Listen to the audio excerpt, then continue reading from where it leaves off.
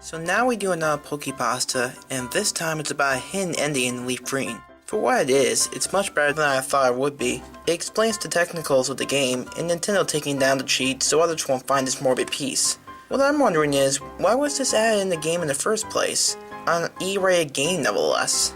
At least a gore was added in at the end. At least the story built up to something interesting, and given the previous information, maybe this blood cliché thing may have some hope yet.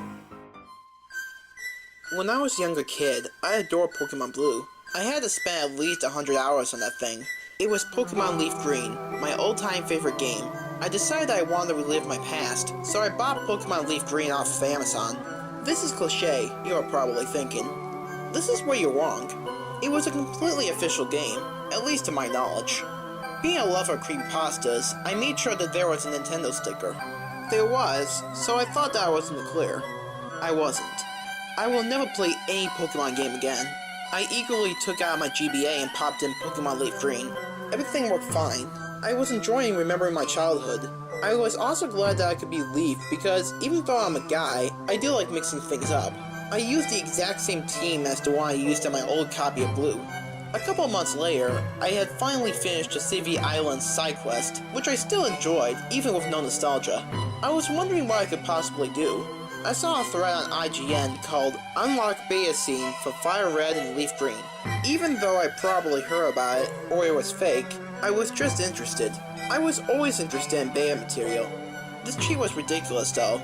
It involved being the Elite Four an insane amount of times. It also said Red and Leaf had completely different endings. I won't state the process because I know some of you will try to cheat, and I can't let you do that. I didn't have enough money to buy any other games, so I decided to write this down in case I ever got really bored. Later that night, while surfing the web, I remembered about this cheat and looked up the thread. When I searched it, I couldn't find anything. I decided to use my computer history to find it.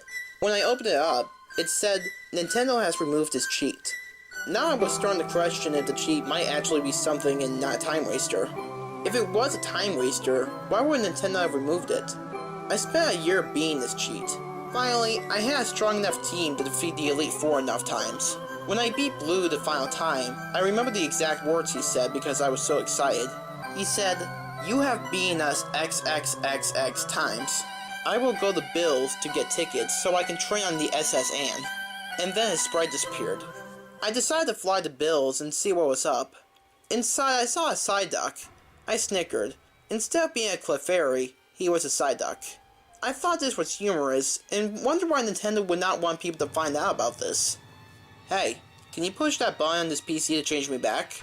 A yes and no option appeared. I decided on pressing yes. Maybe he would give me tickets for the SS Anne. Maybe the SS Anne would take me somewhere like Johto or Hoenn. Thanks, he said, and walked into the white portal. The Gameboy started to make funny noises like a robot, and he walked out of the left. There is nothing in there, Bill said, as he took a step towards me. Curiously, I pushed A. I really wished I didn't. You know how in almost every area that there was an image that filled the whole screen? Well, one of those appeared. It showed an image of the portal with the door open. Inside were the bodies of a Pikachu, a Rayleigh, and a Vulpix. Among with these, there were also the bodies of a Clefairy and a Psyduck. Now by bodies, I don't mean living creatures. These things were dead. There was no blood, and there wasn't any cuts or marks, but you can tell that they were dead.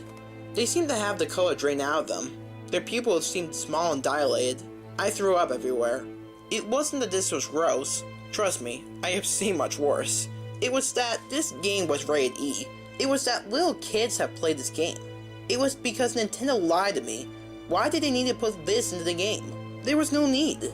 I put down my GBA and went to the kitchen to get some towels to wipe my screen. When I could see again, Bill was right behind my character. Now that you know my secret, I have to take you to my secret garden. Ice rushed through my body. I wanted to quit this game, but the secret garden intrigued me too much. I pressed A. The screen faded to black. When the screen revealed the secret garden, I was shocked. Again, there was an image that filled the whole screen. This screen was much more graphic. Words cannot describe the horror. On a tree at the very right was a Pokemaniac hanging from a noose. On the front of him was written in blood, Nosy. By now I had crapped myself. Underneath the Pokemaniac was an even more disturbing image. A hiker lied on the floor with his body cut in half. You could see blood everywhere. I looked closely. These next two should have made the game rated A. One was a lass who had 5 bullet holes through her head. That wasn't the bad part. The bad part was that she wasn't wearing any clothes. I looked to the left, and there was a female Team Rocket grunt. She wasn't wearing any clothes at all. It was very disturbing. It seemed as if she had strangle marks on her neck. It showed Bill's sprite without any clothes. He then laid down on top of the leaf. Then the credits rolled. At first, I didn't understand, but now I do. If I was Red, then he would probably give me tickets to board the SS Anne. I would land Johto and go to Mount Silver. I would then battle Gold. The reason Leaf isn't on top of Mount Silver is that she was raped and killed by Bill after she discovered he killed Pokemon. I would never be able to play a game involving Bill again.